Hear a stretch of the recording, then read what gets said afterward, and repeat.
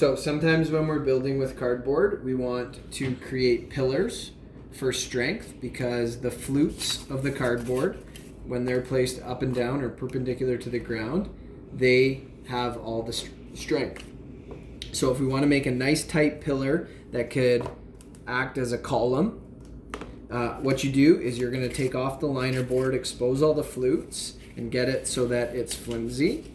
And you want to practice just rolling it up nice and tight a few times so that you already have that snail-like shape happening.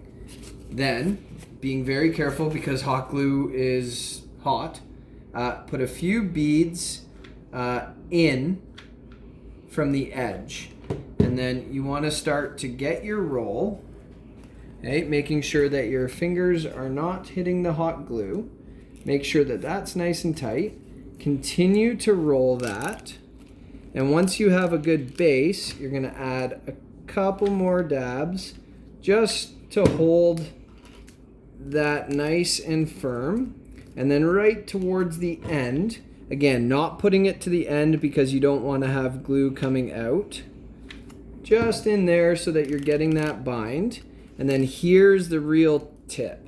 Have tape already pre-lined up and pre-cut. And you're going to take that, put it onto the edge, and it's on the overlapping side. So you want to go real tight with this so that all of that is nice and tight on the inside.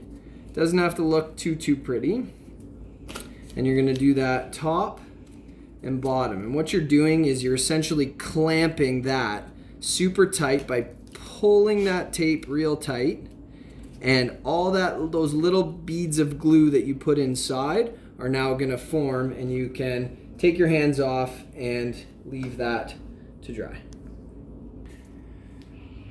Now that we have our pillars, sometimes circular objects are very hard to kind of attach something else to. So if you want that square look, but the strength of that pillar, what you can do is you can actually create a square. And in order to do that, you need your 4 sides and a tab without the flutes. So you can see that I have 4 equal width lines that are traveling parallel with the flutes. And I just scored it with my straight edge. And all we're going to do is we're going to create that square and take the flap and fold it on the inside. And we'll apply glue in here. And then you want to just take a pencil, because hot glue is obviously hot, and do that. And then your cylinder will fit inside. And instead of having a circular finish, you now have a square finish on each side that is extremely strong. So now that we want to make this, how do we make this from a simple square? Well, obviously you want to have 4 equal sides if you're going to have 4 legs.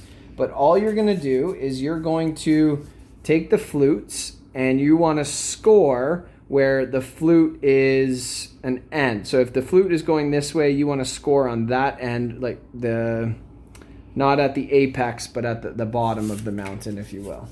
So you're going to take that. All I did was line them up, and I'm going to carry on that score, and you're going to score that last one, and just making sure that that's in there. Score that last one, and then what you need to do is you need to peel off the liner board. So to do that, the best way is to use a pencil, and you're just going to push that pencil down the flute, and you're going to peel that liner board off to expose the flutes. Then you're going to take the pencil and do it on the back side. So you're essentially separating the liner board and the flute. And then you're just going to take your straight edge here, or knife really is a lot better, and you're going to cut the flutes off.